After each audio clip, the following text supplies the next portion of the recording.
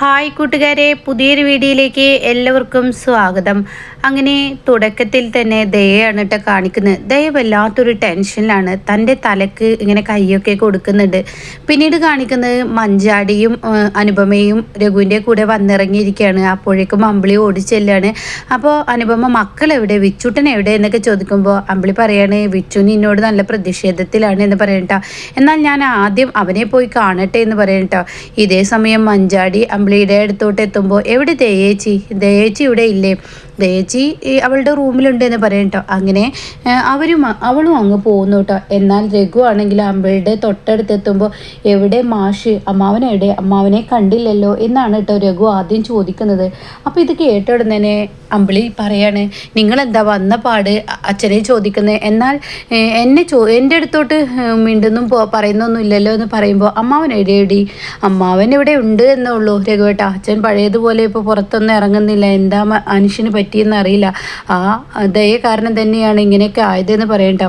എന്നാൽ അമ്മാവനെ ചെന്ന് കാണട്ടെ. അത് കേൾക്കുന്ന അമ്പിളി പറയാണ് അപ്പോൾ എന്നോടൊന്നും നിങ്ങൾക്ക് പറയാനില്ലേ, എടി നീ ഒരു സംഭവമല്ലേ, നിന്നോട് പലതും പറയാനുണ്ട്, പക്ഷേ ഞാൻ ആദ്യം അമ്മാവനെ പോയി വന്ന് കണ്ടതിന് ശേഷം നിന്നോട് പറയാട്ടോ എന്ന് പറഞ്ഞിട്ട് നീ സൂപ്പർ തന്നെ എന്നിങ്ങനെ പറയുന്നു കേട്ടോ. അങ്ങനെ ഈ സമയം അമ്പിളി അങ്ങ് പോവുകയും ചെയ്തു കേട്ടോ. എന്നാൽ രഘു മാഷിൻ്റെ അടുത്തോട്ട് പോയിരിക്കുകയാണ്. ഇതേ സമയം മഞ്ചാടിയാണ് കാണിക്കുന്നത്. മഞ്ചാടി ദയയുടെ അടുത്തോട്ട് എന്നിരിക്കുകയാണ്. എന്തിനാ ദയേച്ചി ഇങ്ങനെ എല്ലാവരോടും ദേഷ്യവും വാശിയും ഒക്കെ ആയി നടക്കുന്നത്?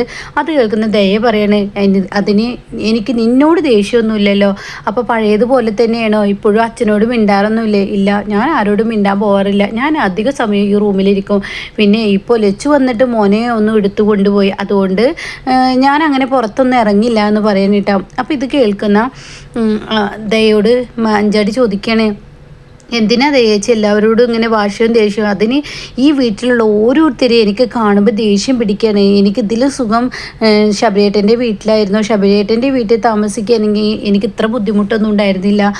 അവിടെ വേണമെങ്കിൽ എനിക്കും ശബരിയേട്ടനും ഒറ്റക്കുമായ ഒരു ജീവിതം കണ്ടെത്തായിരുന്നു. പക്ഷേ ശബരിയേട്ടൻ അത് കഴിയില്ല, ശബരിയേട്ടൻ അങ്ങനെ ചെയ്യില്ല എന്നൊക്കെ പറയാനിട്ടാ. അപ്പോൾ ഇതേ സമയം മഞ്ചാടി ചോദിക്കുകയാണ് എന്താ ഇങ്ങനെയൊക്കെ പറയുന്നത്, നമ്മുടെ ചേച്ചിമാരല്ലേ എന്ന് പറയുമ്പോൾ ഞാൻ നീയുമായി അഡ്ജസ്റ്റ് ചെയ്യുന്നില്ലേ, അത് നീ ആലോചിക്കണ്ടേ, അതിന് ദയേച്ചി പറയുന്ന എല്ലാ കാര്യങ്ങളും അനിയത്തി ആയതുകൊണ്ട് തല ഇട്ടാട്ടുന്നു ഞാൻ. എന്നാൽ ദയേച്ചിയുടെ പോലെ തന്നെയല്ലേ അമ്പിളി ചേച്ചിയും അനു ചേച്ചിയും ചീരു ചേച്ചിയൊക്കെ, ചേച്ചി ഈ പറയുന്ന ചേച്ചിയല്ലേ, അതായത് അവരുടെ അനിയത്തിയല്ലേ ദയേച്ചി, അപ്പോൾ അവർ പറയുന്നത് അനുസരിക്കണ്ടേ. എടി ഞാനൊരു കാര്യം പറഞ്ഞേക്കാം, ഇപ്പോൾ ഞാനും നീയുമായി ഒരു കുഴപ്പമില്ല, വെറുതെ ഓരോന്ന് പറഞ്ഞ് ഇങ്ങനെ വഴക്കിടണ്ട എന്നിങ്ങനെ പറയണം കേട്ടോ. അപ്പോൾ ഇത് കേൾക്കുമ്പോൾ മഞ്ചാടി ഇവൾക്ക് എന്തോ പ്രശ്നമുണ്ട് എന്ന ഭാവത്തിൽ ഇങ്ങനെ നോക്കണേ. ദയേച്ചി പഴയതുപോലെയല്ല, ദയേച്ചിക്ക് എന്തോ മാനസിക പ്രശ്നമുണ്ട് എന്നുള്ള ലെവലിൽ ഇങ്ങനെ നോക്കുമ്പോൾ എനിക്ക് ഈ വീട്ടിൽ നിന്ന് വേഗം പോയാൽ മതി, കന്യാശ്ശേരി വീട്ടിലോട്ട് പോകണം, എന്നിട്ട് അവിടെ മുറ്റമൊക്കെ കുറേ ഉണ്ടല്ലോ, അപ്പോൾ ആ പുറത്തൊക്കെ ചെന്നിരിക്കുന്ന ആ ഒരു ഫീൽ ഉണ്ടല്ലോ, വല്ലാത്തൊരു സുഖമാണ് എനിക്ക്, എൻ്റെ മോനായിട്ട് അവിടെയൊക്കെ ഇങ്ങനെ ഇരിക്കണം എന്നൊക്കെ ഇങ്ങനെ പറയണം കേട്ടോ. പിന്നീട് ദയ സാരിയിൽ നിന്ന് ചുരിദാറിലോട്ട് മാറിയിട്ടുണ്ട്. അങ്ങനെ ആ സാരിയും മാക്സൊക്കെ എടുത്ത് നോക്കണം, ഇതത്ര ചേരില്ല, ഇതത്ര സുഖമില്ല എന്നൊക്കെയുള്ള ആ ഒരു വിഭ്രാന്തിയാണ് കേട്ടോ ദയ ഇങ്ങനെ കാണിക്കുന്നത്. എന്നാൽ ഈ സമയം അമ്പിളിയുടെ അടുത്തോട്ട് അനുപമ വരികയാണ്. എന്നിട്ട് അനുപമ പറയണേ എൻ്റെ ചേച്ചി പറയുന്നത് പോലെ വിച്ചുട്ടൻ അത്ര പരാതിയൊന്നുമില്ല, വിച്ചുട്ടൻ എന്നെ വേണമെന്നൊന്നും ഇല്ല എന്ന് പറയട്ടോ. ഇതേ സമയം ഇല്ലടി അങ്ങനെയല്ല എന്ന് അമ്പിളി പറയുമ്പോൾ അല്ലേ ചേച്ചി വെറുതെ പറയാണ്. അപ്പോൾ ഉടനെ അമ്പിളി പറയണേ അത് അപ്പുറത്തെ ചേച്ചി എന്നോട് പറഞ്ഞു, ഇവിടെ 5 കുട്ടികളുണ്ട്, ആ 5 കുട്ടികളുടെയും ശബ്ദം പുറത്തോട്ട് കേൾക്കുന്നില്ല എന്നൊക്കെ, നിങ്ങൾ എന്താ കൂട്ടിലിട്ടിട്ടാണ് മക്കളെ വളർത്തുന്നത്? അപ്പോൾ അത് കേട്ട ഉടനെ തന്നെ അനുഭവം പറയാണ് അവരത് പറഞ്ഞോട്ടെ ചേച്ചി, അതെന്ന് വെച്ചിട്ട് നമുക്ക് കുഴപ്പമൊന്നുമില്ല, നമ്മൾ 5 പേരും ഇങ്ങനെയല്ലായിരുന്നു, 5 പേരും നല്ല സൗഹൃദത്തോട് കൂടിയിട്ടല്ലേ വളർന്നത്, അതുപോലെ തന്നെ നമ്മുടെ മക്കളും അങ്ങനെ ആവട്ടെ, അവർ എവിടെയെങ്കിലൊക്കെ എത്തും. പിന്നെ അതുമല്ല അമ്പിളി ചേച്ചിയല്ലേ മക്കളെ വളർത്തുന്നത്, പിന്നെ നമ്മൾ പോണോടത്തൊക്കെ മക്കളെ കൊണ്ടുപോകാറുണ്ട്, അത് വലിയൊരു ബുദ്ധിമുട്ടല്ലേ, എങ്ങോട്ടും പോകാൻ പറ്റാത്തൊരവസ്ഥ എത്തും എന്നൊക്കെ ഇങ്ങനെ അനുപമ പറയാനിട്ട്. അപ്പം അമ്പിളിക്ക് വലിയ സന്തോഷമാവണം. അപ്പോഴാണ് രഘു കയറി വരുന്നത്. അപ്പോൾ രഘുവിന് ചായ അമ്പിളി കൊടുക്കുകയാണ്. എന്താ അച്ഛൻ പറഞ്ഞതെന്ന് പറയുമ്പോൾ അമ്മാവൻ നല്ല സങ്കടത്തിലാണ്, നാളെ സച്ചി സാറിൻ്റെ ആ ഒരു ബന്ധുവിൽ അനിയൻ മരിച്ചു എന്നൊക്കെ പറഞ്ഞില്ലേ, അയാളെ അമ്മാവനും അറിയുന്ന പറഞ്ഞത്, അപ്പോൾ അങ്ങോട്ട് പോകണം എന്നൊക്കെ ഇങ്ങനെ പറഞ്ഞു എന്ന് പറയാനിട്ടോ. ഇതേ സമയം അല്ല നിങ്ങൾ വിനയൻ്റെ കാര്യം ചിരുവിനോട് പറഞ്ഞില്ലേ, അക്കാര്യത്തെക്കുറിച്ച് ഞാൻ അമ്മാവനോട് പറഞ്ഞു. അപ്പോൾ അമ്മാവന് ചെറിയൊരു പ്രതീക്ഷയുണ്ട്. അപ്പോൾ അമ്പിളി പറയുന്നത് ശരിയാണ്, വിനയനും ചിരുവുമായി ഇനി ഒന്നിക്കും എന്നൊരു പ്രതീക്ഷ അമ്മാവനിലുണ്ട് എന്നിങ്ങനെ പറയാനിട്ടാ. അപ്പോൾ രഘുവും പറയണ ഞങ്ങൾക്കും പ്രതീക്ഷയുണ്ട്. അപ്പോൾ ഉടൻ തന്നെ അമ്പിളി പറയാണ് ഞാൻ അവളോട് സംസാരിച്ചു, അവൾക്ക് അതിലൊന്നും വലിയ വിശ്വാസമില്ല, അവന് വിനയൻ്റെ കാര്യം കേൾക്കുമ്പോൾ തന്നെ അവൾക്ക് ദേഷ്യമാണ് പിടിക്കുന്നതെന്നൊക്കെ ഇങ്ങനെ പറയാനിട്ടാ. അപ്പോൾ അത് കേട്ട ഉടൻ തന്നെ രഘു പറയണേ എന്തായാലും അനു നീയുമായിട്ടില്ലേ ഒന്ന് സൗഹൃദം ചിരുവിന് കൂടുതൽ, നീ ഒന്ന് സംസാരിച്ച് നോക്കിയെന്ന് പറയാം കേട്ടോ.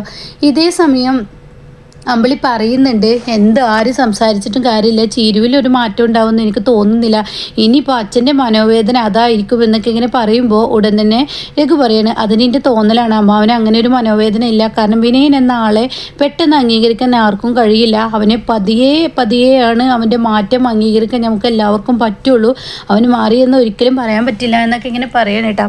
അപ്പോഴാണ് അനുപമയുടെ ഫോൺ അടിക്കുന്നത്. അങ്ങനെ അനുപമ ആ ഫോൺ എടുത്തിട്ട് ചേച്ചി ഇന്ദ്രേട്ടനാണെന്ന് പറഞ്ഞിട്ട് അങ്ങ് പോവാണ് കേട്ടോ. ഇതേ സമയം അനുപമയുടെ ആ പോക്ക് കാണുമ്പോൾ അമ്പിളി രഘുവിനോട് പറയണേ അവളെ ഭർത്താവ് ഇപ്പോൾ സ്വത്ത് മുതലൊക്കെ ഉള്ളത് അറിഞ്ഞോ, ഞാൻ സുശീലാൻ്റി കേൾക്കിയ വിധത്തിൽ നല്ല കുറച്ച് കനത്തിൽ കൂട്ടിയിട്ടൊന്ന് പറഞ്ഞിട്ടുണ്ട്, അത് സുശീലാൻ്റി കേട്ടിട്ടുണ്ടാവും, എന്നാ തള്ളയും മകനും ഇനിയിപ്പോൾ എന്തായാലും അനുപമയുടെ പിറകെ തന്നെ ഉണ്ടാവും എന്ന് പറയണ്ട. അപ്പോൾ ഇത് കേൾക്കുമ്പോൾ അവിടെ ലച്ചു അമ്മേ എന്ന് പറഞ്ഞ് വിളിക്കുകയാണ്. അപ്പോൾ രഘു അത് ശരിയാണെന്നുള്ള ഭാവത്തിൽ ഇങ്ങനെ തലകുനിച്ച് നിൽക്കുകയാണ്. അങ്ങനെ അമ്പിളി അവിടെ നിന്ന് എണീറ്റ് പോവാണ്. പിന്നീട് ഇന്ദ്രനെയാണ് കാണിക്കുന്നത്. ഇന്ദ്രൻ വിച്ചുൻ്റെ അടുത്ത് അച്ഛൻ നാളെ വരട്ടോ, നീ ഇങ്ങനെ സങ്കടപ്പെടേണ്ട, അച്ഛൻ നാളെ എന്തായാലും വന്നിരിക്കും, അച്ഛൻ നിന്നെ കണ്ടിരിക്കുക എന്നൊക്കെ ഇങ്ങനെ പറഞ്ഞ് ഫോണിൽ സംസാരിക്കുകയാണ്. എന്നിട്ട് അനുപമയോട് പറയാം നാളെ വരട്ടോ, നിങ്ങൾ കന്യാശ്ശേരി മനയിലോട്ട് മാറിക്കഴിഞ്ഞാൽ ഞാൻ നാളെ നിങ്ങളെ കാണാൻ വരാം എന്നൊക്കെ പറഞ്ഞിട്ട് ഫോൺ കട്ട് ചെയ്ത് തിരിഞ്ഞ് നോക്കുമ്പോൾ തൻ്റെ അമ്മ മുറ്റത്ത് നിൽക്കുന്നു കേട്ടോ. ഇത് കാണുന്ന ഇന്ദ്രൻ ഇനിയിപ്പോൾ കേട്ട് ഇനി ഇതിൻ്റെ പേരിലൊരു വഴക്കാവുമോ എന്നൊരു പേടിയിൽ ഇന്ദ്രൻ ഇങ്ങനെ നിൽക്കുമ്പോൾ അവിടെ ഇന്ദ്രനോട് സുശീല ചോദിക്കുകയാണ് നീ നാളെ അവളെ കാണാൻ പോകുന്നുണ്ട്. അത് അമ്മേ കുഞ്ഞിനോട് അങ്ങനെ പറഞ്ഞതാണ്, പോയെന്ന് വെച്ചിട്ട് കുഴപ്പമൊന്നുമില്ല, കുഞ്ഞിനെ ഇടയ്ക്കൊക്കെ ഒന്ന് പോയി കാണണം, അനുപമയും പോയി കാണണം, വിച്ചുവിനുള്ള സാധനങ്ങളൊക്കെ കൊണ്ടു കൊടുക്കണം, നീ അവൻ്റെ അച്ഛനല്ലേ, അച്ഛന് ചെയ്യേണ്ട കടമകളൊക്കെ ചെയ്യണം. ഇതെന്താ അമ്മ ഇങ്ങനെ പറയുന്നത്, അല്ലടാ അവളുടെ വീട്ടിൽ ഒരുപാട് സ്വത്ത് മുതലൊക്കെ ഉണ്ടെന്ന് പറഞ്ഞു കേൾക്കുന്നത്, അതൊക്കെ സത്യമാണോ? അതൊക്കെ സത്യം തന്നെയാണ് അമ്മേ.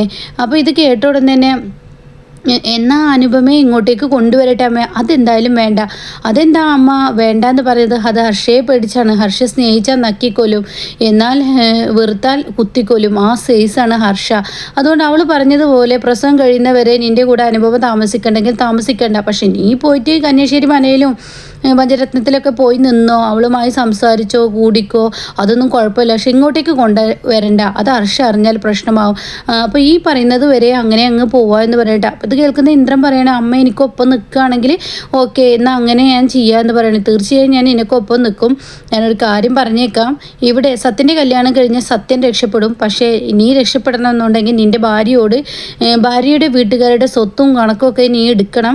അപ്പോൾ ഉടൻ തന്നെ എൻ്റെ അമ്മ അതൊന്നും ഇപ്പോൾ എടുക്കാൻ പറ്റില്ല, അവളുടെ അമ്മയ്ക്ക് എന്തൊക്കെ സ്വത്തുക്കൾ ഉണ്ടെന്ന് സത്യം തന്നെയാണ്, പക്ഷെ അതൊക്കെ നമ്മുടെ പേരിലായി കിട്ടണമെങ്കിൽ കുറേ കാലം കഴിയണം എന്നൊക്കെ ഇങ്ങനെ പറയുമ്പോൾ എടാ അങ്ങനെയല്ലടാ, അവൾക്കൊരു ഷെയർ കിട്ടിയെന്ന്, അതിൽ 1 കോടി കിട്ടിയിട്ടുണ്ടെന്ന്, പിന്നെ അതുമല്ല അവളുടെ അമ്മയുടെ അമ്മ ഒരുപാട് സ്വർണ്ണങ്ങൾ കൊടുത്തിട്ടുണ്ടെന്നൊക്കെ പറഞ്ഞിട്ട് സ്വർണ്ണങ്ങൾ കൊടുത്തിട്ടുണ്ടെന്നൊക്കെ പറഞ്ഞത് ശരി തന്നെയാണ്, പക്ഷേ ഈ സ്വർണം കൊടുന്നതിൽ ഈ പറയുന്ന സ്വർണമുണ്ടല്ലോ അതിൽ അവളുടെ അമ്മ കല്യാണം കഴിക്കുന്ന സമയത്ത് അവളുടെ അമ്മക്ക് കൊടുക്കാൻ വെച്ചതാണ് എന്നൊക്കെ പറയാനിട്ടോ.